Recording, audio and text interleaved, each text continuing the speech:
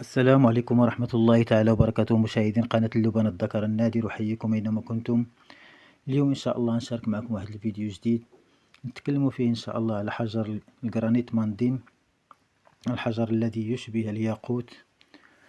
ونتعرف اليوم على الفرق ما بين الياقوت وحجر الجرانيت ماندين. هذا هو حجر الجرانيت ماندين، يجي بهذا الشكل، حجر خام. هذا أيضا حجر الجرانيت ماندين،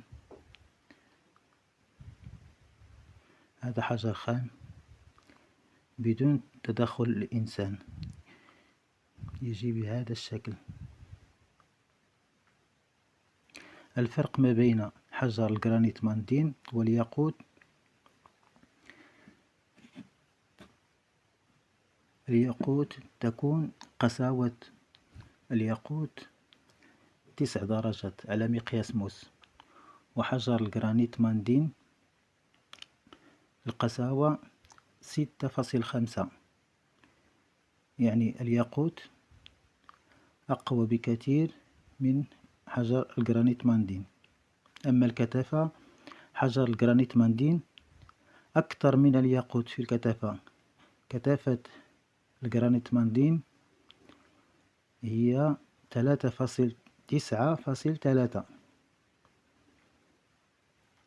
أما كثافة الياقوت تجي 3.6/9. كثافة الياقوت تكون أقل من كثافة الجرانيت ماندين. أما قساوة الياقوت هي أكثر من الجرانيت ماندين.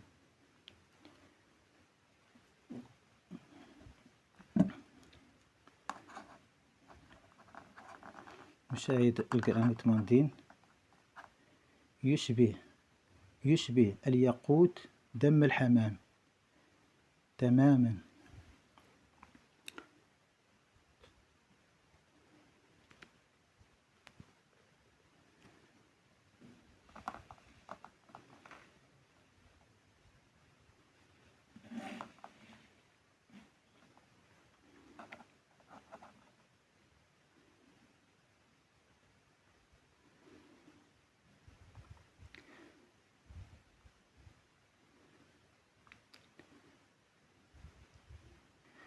هذا حجر الجرانيت ماندين يشبه تماما حجر الياقوت بهذا الشكل.